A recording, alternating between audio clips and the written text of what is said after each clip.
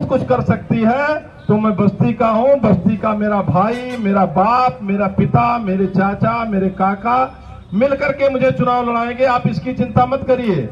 Vote खरीदना नहीं है मुझको, तो पैसा कितना लगता है भैया?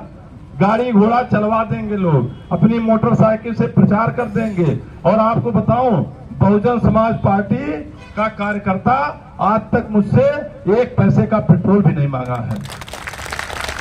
वो अपनी गाड़ी से चलते हैं, वो अपने संसाधनों से चलते हैं, वो अपने कम संसाधनों में चल लेंगे, मेरा प्रचार करते हैं, अपने घर पर भोजन करते हैं।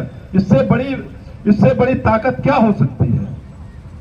मेरे भाई, मेरे मित्र, मेरे सहयोगी जो भी लोग हैं मेरे साथ, वो कोई सौदा करके मुझसे तो आए नहीं। इतना बड़ा मंच है भाई। ये शुक्ला जी हैं, आप देखिए, हिंदू महासंघ के प्रदेश जिले के महामंत्री हैं। इनका प्यार है ना कि मेरे पास चले आए।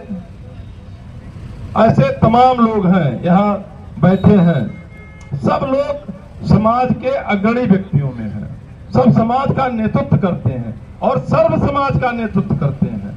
ऐसे लोगों का प्यार दुलार अगर मुझे मिल रहा है तो यही तो मेरी ताकत है, यही तो मेरी पूंजी है। इसलिए आप लोगों ने, मैं तो भाई कहता हूं, खून का रिश्ता सबसे मजबूत होता है। और अगर जब आप कहीं खून की जरूरत पड़ जाती है तो आप अपने भाई का, अपने माई का, अपने पटीदार का खून नहीं खोजते हो, आप खून खोजते हो अपने ग्रुप का, कि मेरा ग्रुप मिल जाए, वो चाहे जिस जाति का खून हो। तो अगर खून के रिश्ते में इतनी ताकत है तो आप जाति के आधार पर क्यों राजनीति करते हो? आप सबको लेकर क्यों नहीं चलते हो? आखिर में गांव जरूरत के आधार पर बसे थे, गांव जाति के आधार पर नहीं बसे थे। वो गांव संपन्न माना जाता था जिसमें सभी जाति के लोग निवास करते थे। आज ऐसी कौन सी परिस्थिति है? आप प्रधानी लड़ते हो, चाहे दलित सीट हो, चाहे पिछड़ी सीट हो, चाहे अगड़ी सीट हो, आप प्रधानी लड़ते हो तो खाली अपनी जाति का वोट तो नहीं मांगते हो ना, आप सबका वोट मांगते हो। अगर आप सबका वोट अपने लिए मांगते हो तो इस देश की पार्लियामेंट के लिए आपको सभी जाति वर्ग का वोट मांगना चाहिए। सब हमारे भाई हैं, चाहे हिंदू हो, चाहे मुसलमान हो, चाहे सिख हो, चाहे ईसाई हो, चाहे अगड़ा हो, चाहे पिछड़ा हो, चाहे दलित हो, सब हमारे भाई हैं।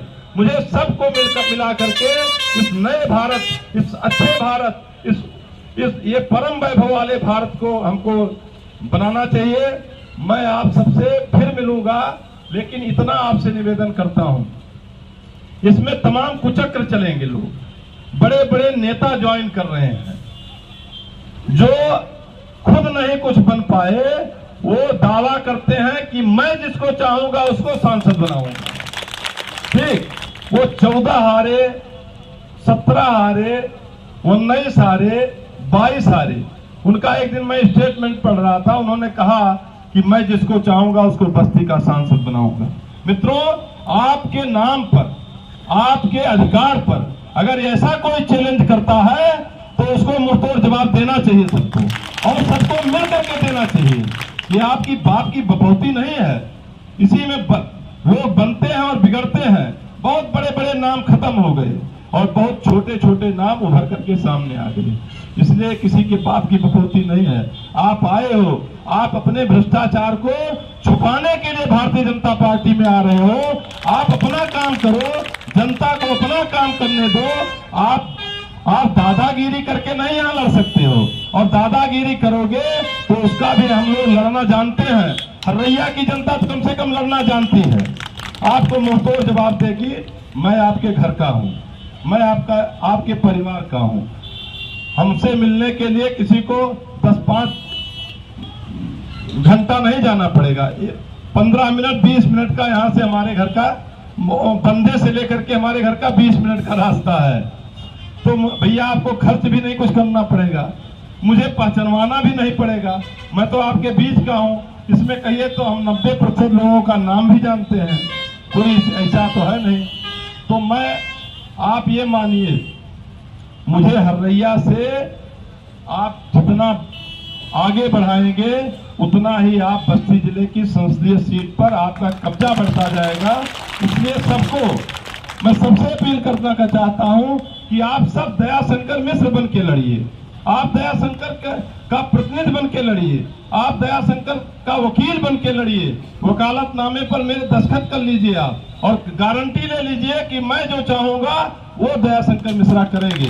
और जब इस भाव से लड़ेंगे तो आपको परिणाम, आप बहुत लंबे अंतर से जीतोगे।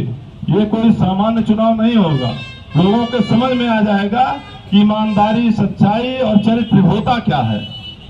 मैं कोई गुंडा माफिया तो हूं नहीं भैया, मैं तो प्रिंसिपल साहब अकेले चलता हूं। आप देखते हो मैं गाड़ी से अकेले, मेरा ड्राइवर रहता था, मैं रहता था।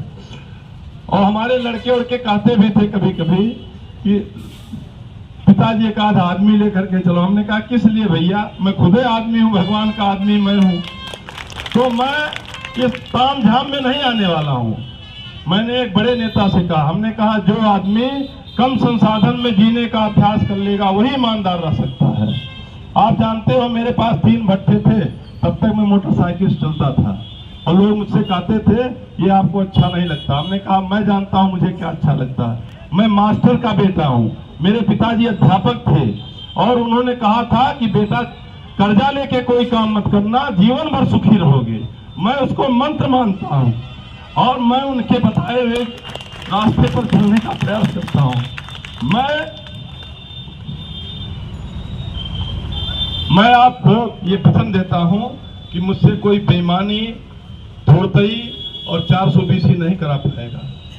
मैं ईमानदारी से बस्ती की सेवा करूंगा और उस सेवा में आपका सहयोग चाहिए, आपका आशीर्वाद चाहिए। आप लोग मुझको मिल करके लड़ाइए। मैं आपके बीच का हूं, मैं आपके घर का हूं। बस इतना ही। जय हिंद, जय भारत, जय राष्ट्रवाद।